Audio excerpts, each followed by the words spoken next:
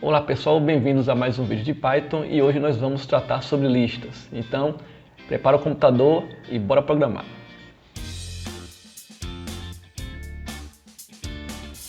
Então pessoal, até agora nós já vimos o básico de algoritmos em Python, né? A gente viu entrada e saída, vimos sobre variáveis e laços de repetição e agora nós vamos entrar em listas, que é uma outra forma de guardar dados na memória usando Python, beleza?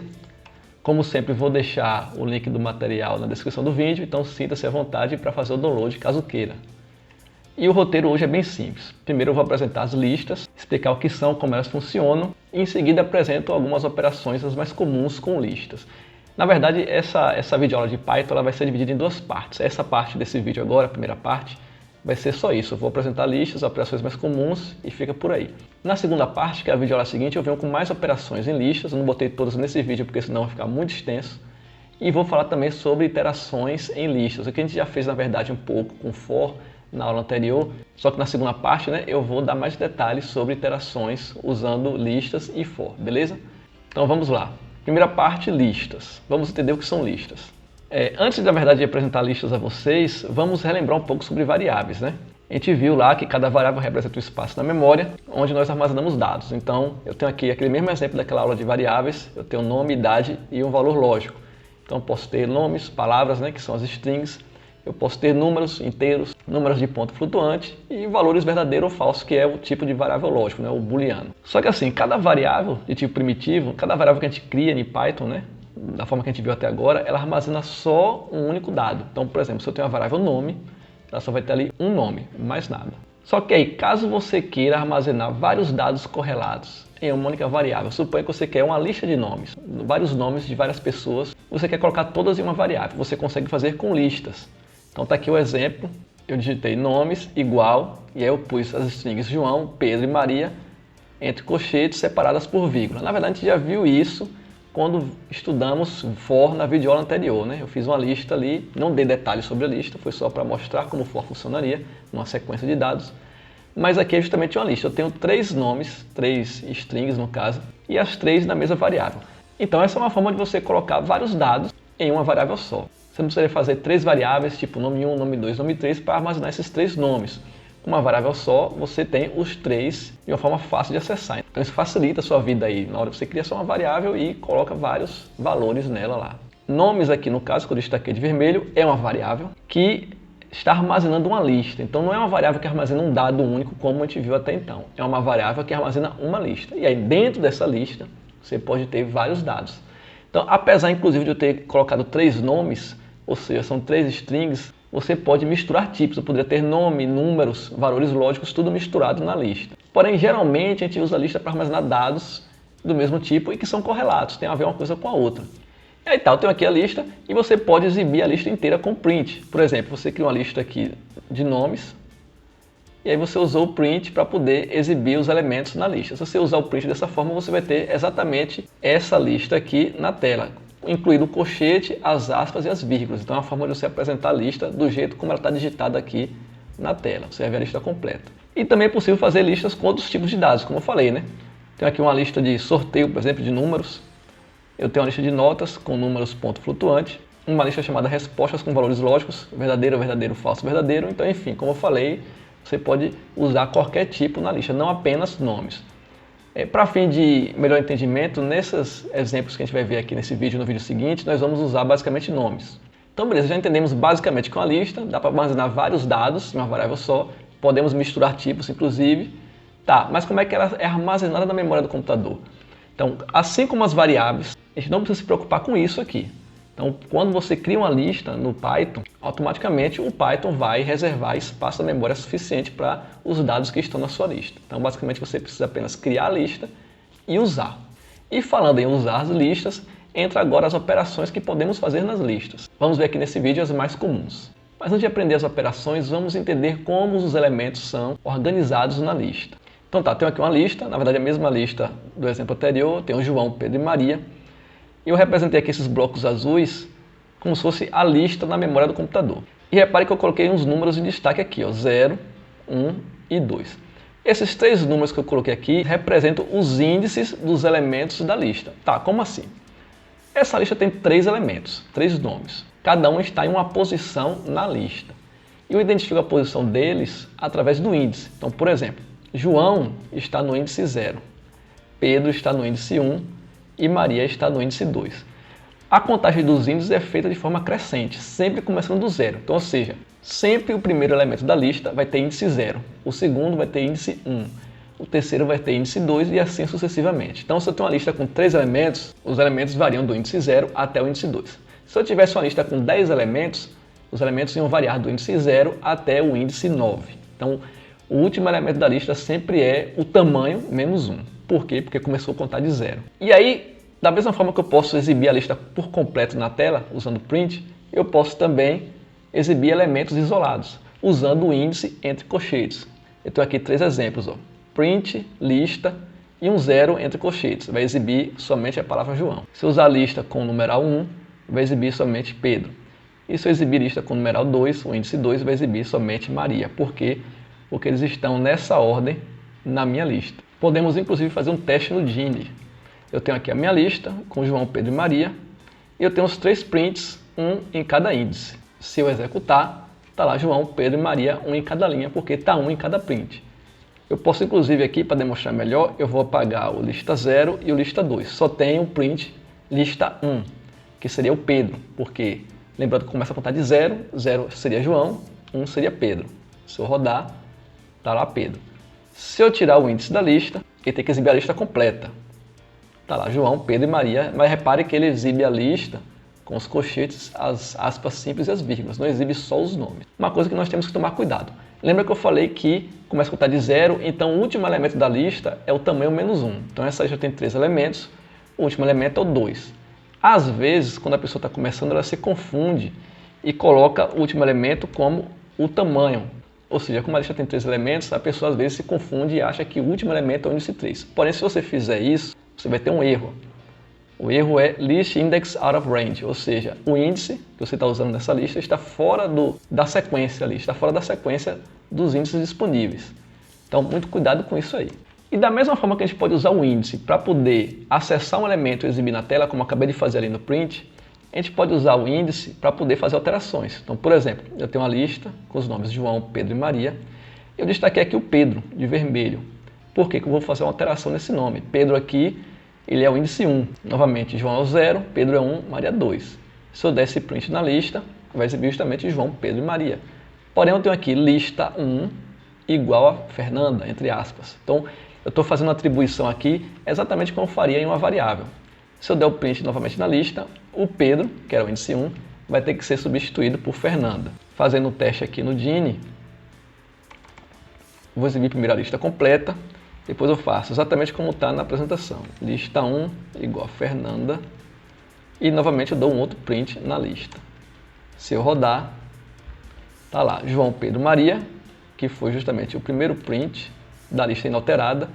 Depois da alteração, lista 1, o elemento 1, que era Pedro, virou Fernanda. Então, da mesma forma que eu posso usar o índice para acessar um elemento, eu posso também usar o índice para alterar o valor daquele elemento naquele índice da minha lista, certo? É uma forma bastante útil quando você quer justamente trocar dados na sua lista. Então, ou seja, a lista ela não é imutável, não é uma lista permanente. Tipo, você fez a lista, ela vai ficar com aquele elemento para sempre. Não, você pode mudar à vontade. Inclusive, podemos adicionar novos elementos na lista, porque até então nós criamos uma lista fixa com 3 elementos, e o máximo que a gente fez foi aqui, nesse exemplo, alterar um dos nomes.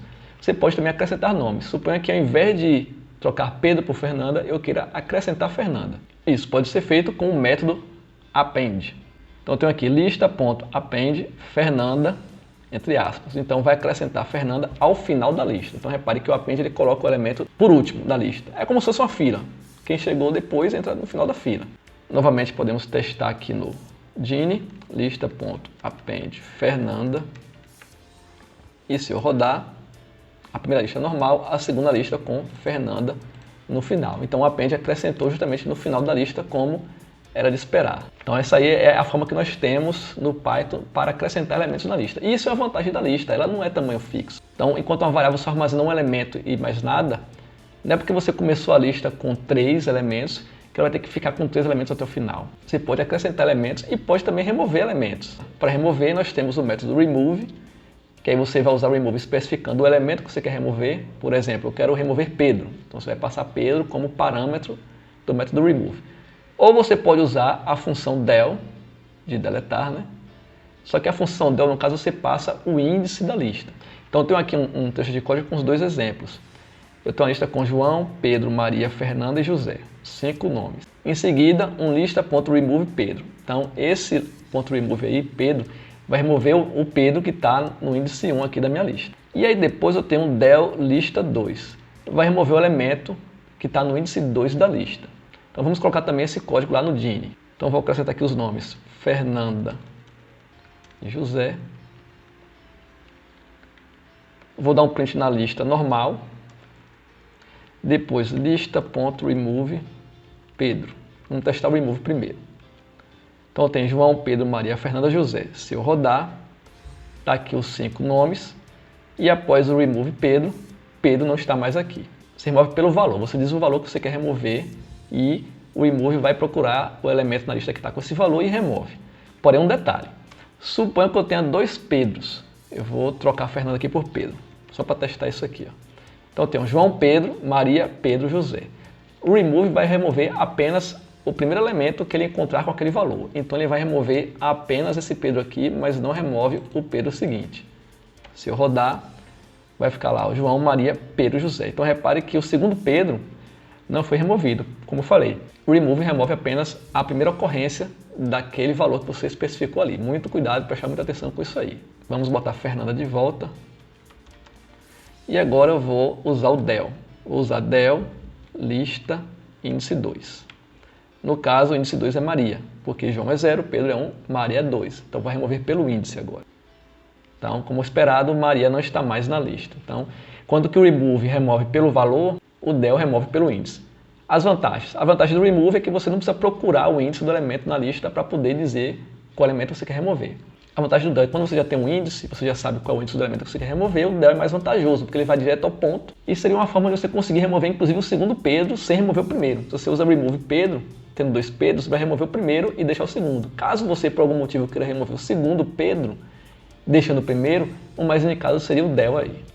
Agora um detalhe, repare que na apresentação eu tenho tanto remove quanto lista no mesmo código. Eu vou colocar os dois juntos aqui no Dini e você vai ver um comportamento um pouco diferente. Vou fazer aqui lista.remove Pedro. Antes do del eu vou dar um print na lista. Aí depois eu tenho um del e outro print. Então são 3 prints, a lista cheia, a lista depois de dar um remove no Pedro e a lista depois de dar um del no índice 2. Vamos ver o que acontece. Vou afastar essa janela um pouquinho só para explicar o código. Então tá, primeira linha eu tenho a lista completa, beleza. Eu dou um remove Pedro e aí o Pedro saiu. Tá vendo? João, Pedro, Maria. Aqui já vai direto de João para Maria. E eu dou um del na lista 2. Quem era o elemento 2 na lista? Era Maria. João 0, Pedro 1, Maria 2.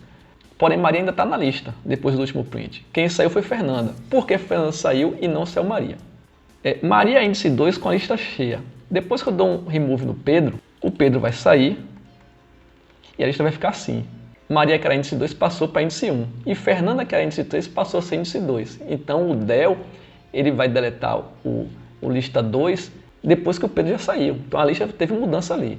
Também é outra coisa que pode acontecer, às vezes, quando você está começando no mundo da programação, às vezes você se embola um pouco com esses detalhes aí.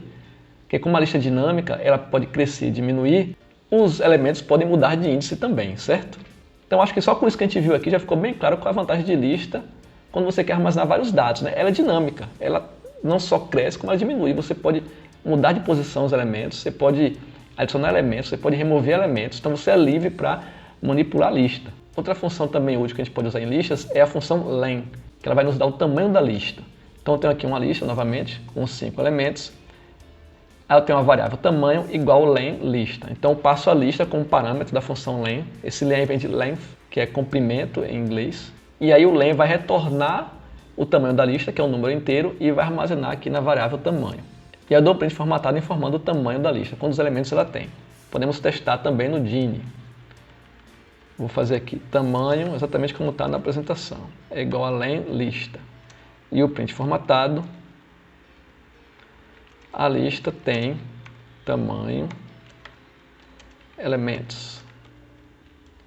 Se eu rodar, a lista tem 4 elementos. Justamente são os 4 elementos João, Maria, Fernanda e José. Então, a forma de você saber quantos elementos tem na lista, você usa a função len. Dando sequência, também podemos ver se um elemento está na lista ou não. Nós podemos usar o operador in. Então, com o in, você verifica se um elemento, você passa o valor desse elemento, operando a lista com in, e aí essa operação vai retornar verdadeiro caso o elemento esteja dentro da lista e falso caso contrário. Então, tem aqui um outro exemplo, a lista com 5 nomes novamente. Eu tenho um if, uma condição. If Pedro em lista, ou seja, se o nome Pedro estiver na lista, eu dou um print, Pedro está na lista. E eu tenho também um exemplo juntando o in com o operador de negação not, que a gente viu quando estudamos condicionais. Eu coloco aqui, if fulano not em lista. Então, como a gente viu que o not é negação, ele inverte o sentido da operação, ele inverte o valor lógico. Então, not in, na verdade, vai verificar se o elemento não está na lista. Então, se o elemento não está na lista, essa condição se dá verdadeira e eu dou esse print que diz fulano não está na lista. Fazendo o teste no Gini também, remover isso, vamos lá. If Pedro em lista, print, Pedro está na lista. If fulano not em lista, print, fulano não está na lista. Tem que dar os 2 prints aí no caso. Rodando, fulano não está na lista. Ele não disse que Pedro está na lista, porque a gente tinha tirado Pedro, esqueci de botar Pedro de volta, né? Então, na verdade, foi até bom para mostrar como o in funciona, né? Pedro não está na lista, e eu estou usando o in, então vai dar falso, não vai dar esse print. Se eu colocar Pedro de volta na lista, Pedro, e rodar, agora ele diz que Pedro está na lista, enquanto que fulano não está na lista, porque de fato fulano não está, e o not in faz justamente a negação do in. Então, se você tem um código, você tem um programa que você quer verificar se tem algum elemento na lista, basta usar o in. Lembrando que você tem que passar o valor do elemento aqui. No caso, Pedro, entre aspas, porque é string, fulano também, entre aspas, porque é string. Um detalhe aqui, a string é case sensitive, ou seja, maiúsculas e minúsculas fazem diferença. Se eu colocar Pedro com P minúsculo, enquanto que o Pedro está com P maiúsculo na lista, ele vai dar falso aqui, porque esse Pedro com P minúsculo, de fato, não estará na lista. Se eu rodar, repare que o Pedro está na lista não apareceu. Por quê? Porque essa condição deu falsa. E, novamente, deu falsa porque esse Pedro está com P minúsculo e esse está com P maiúsculo. Então, para o Python, são 2 elementos diferentes. O Python não distingue isso de, é nome próprio, o cara se enganou. Não. Não só o Python, na verdade, como várias linguagens, elas vão fazer isso aí. Vai fazer a comparação literal, tem que ser exatamente igual, maiúsculo e minúsculo. Então, outro detalhe que nós não podemos esquecer quando estiver trabalhando com strings em geral. E a última operação de hoje é a operação clear, que é o que? Limpa a lista. Então, eu tenho aqui uma lista, a mesma lista com 5 elementos, dou o print na lista e uso o método clear. O clear vai limpar a lista, vai apagar todos os elementos da lista. Vamos testar aqui no Gini. Print lista primeiro, lista.clear e o print lista novamente. Se eu rodar, está lá a lista cheia e depois do clear a lista fica vazia, ficou só os colchetes. Então, caso queira zerar sua lista, apagar tudo, ponto clear resolve. Então, pessoal, esse vídeo fica por aqui, apenas a apresentação básica de lista e operações mais simples, as mais comuns, na verdade, né? No próximo vídeo eu vou apresentar mais operações de listas e vou dar mais detalhes de iterações com for. Então não deixe de se inscrever no canal e ativar as notificações para ficar sabendo quando tiver vídeo novo. Aproveite e dê seu like e não deixe de me seguir nas redes sociais, ok? Até a próxima!